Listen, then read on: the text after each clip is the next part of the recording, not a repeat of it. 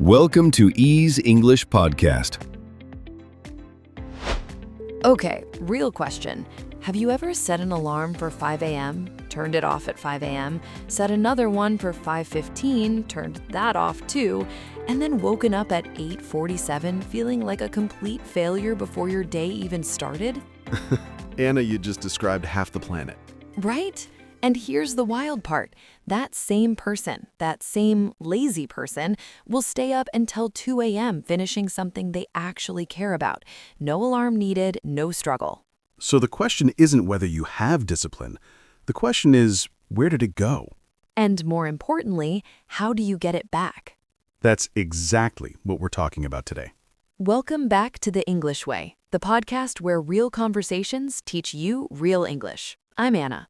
And I'm Jimmy. And if you're here learning English through our conversations, that's honestly one of the smartest ways to do it.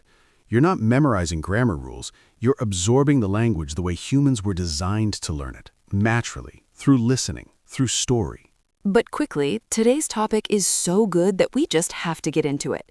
We're talking about discipline, not the boring textbook version, the real version, the one that actually works for real people with real lives. Let's go. So, Jimmy, I want to start with something that genuinely surprised me. I always thought discipline was about willpower, like the people who wake up early, go to the gym, eat well. I thought they were just built differently, like they had some extra gene I didn't get. And science completely destroys that idea. Thank you, because I spent years feeling guilty, thinking I was just weak. Here's what researchers at Florida State University found, and Roy Baumeister did this famous study. Willpower actually depletes, like a battery. The more decisions you make, the more self-control you use throughout the day, the less you have left by evening. Which is why every diet ever invented fails at 9 p.m. Exactly. Nobody ever eats the entire bag of chips at 9 in the morning. Nobody. It's always at night. Always. So the people you admire for their discipline, they're not using more willpower. They've actually built systems so they use less of it. Okay, that just changed everything for me. Say more. Think about it this way. If you have to decide every morning whether to exercise, you've already lost, because deciding is exhausting. But if your shoes are already by the door, your clothes are already laid out, your gym bag is already packed, now it's not a decision anymore. It's just what happens next. It's almost like you're designing your own future behavior. The ancient Stoics called this premeditatio, premeditation of action.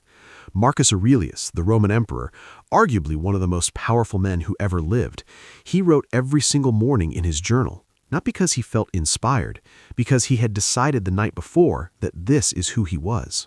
Identity. That's the word, isn't it? Like, it's not I'm trying to be a disciplined person, it's I am a disciplined person, and this is what I do. James Clear writes about this beautifully in Atomic Habits. He says every action you take is a vote for the type of person you want to become. Miss the gym once? Okay, that's one vote against. Go anyway when you don't feel like it? That's a vote for who you're becoming. I love that because it removes all the pressure of perfection. It's not about being perfect, it's about the pattern.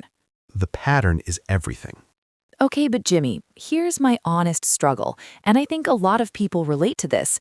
I'll be really disciplined for like 11 days, and then life happens, something stressful.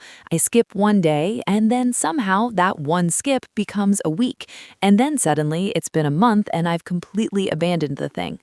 The what the hell effect. That's actually a real thing? Psychologists literally call it that, the what the hell effect. You break the rule once, you think, what the hell, the day is ruined anyway, and then you go all in on the destruction. I feel so seen right now. The solution is something the Japanese call kaizen, continuous improvement through tiny, almost embarrassingly small steps. And I mean small, like want to start reading more? Don't commit to 30 minutes a day. Commit to 1 page. 1 page sounds almost too easy. That's the point. Because on your worst day, exhausted, stressed, kids screaming, work disaster, you can still do 1 page. And that 1 page keeps the identity alive. It keeps the vote on your side. And once you open the book and read 1 page, you usually just keep going. Almost always, because starting is the hardest part. The brain fears the beginning far more than the middle. There's actually a name for that too, right? What's it called? The activation energy? Exactly. From chemistry, you need more energy to start a reaction than to sustain it. Your brain works the same way. The trick is lowering the activation energy so much that starting feels like nothing. Okay, so I want to bring in something a little different here because I was reading about ancient wisdom traditions and discipline, and what struck me was how differently they defined the word itself. Yes, in the West, we tend to hear discipline and immediately think punishment, restriction, no fun. Which, honestly, is why most of us run from it. But in Sanskrit, the language of ancient India, the word tapas means discipline, and literally translated, it means warmth or fire, not suffering, transformation through heat, like how gold is refined. So, discipline isn't about punishment, it's about becoming. It's the fire that shapes you into who you want to be. Very different energy, right? Completely different. And honestly, just reframing that word in my head makes me feel differently about the whole concept. Language is powerful. The stories we tell ourselves about discipline, it's hard, I'm not that type of person, I always fail, those stories become self-fulfilling. So, we change the story, we change the behavior. And here's the neuroscience to back that up. Every time you follow through on something, even something tiny, your brain releases a small amount of dopamine. Not the huge rush of a reward, but a quiet signal that says, yes, we did that, we are that person. And over time, your brain starts associating discipline itself with that small pleasure. So, discipline can actually become enjoyable? Over time, genuinely yes. What feels like force in the beginning becomes identity. What feels like identity eventually becomes nature. That's beautiful and a little hopeful. That's the whole point. Okay, so if someone's listening to this right now and they want to walk away with something real, what's the one thing?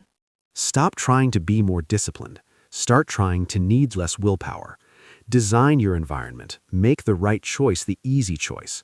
Start so small it almost feels silly. And protect your streak not with perfection, but with the commitment to never miss twice. Never miss twice. I love that. 1 day off is rest, 2 days off is a new habit. And remember, it's not punishment. It's the fire that makes you gold. Beautifully put, Anna. I learned from the best.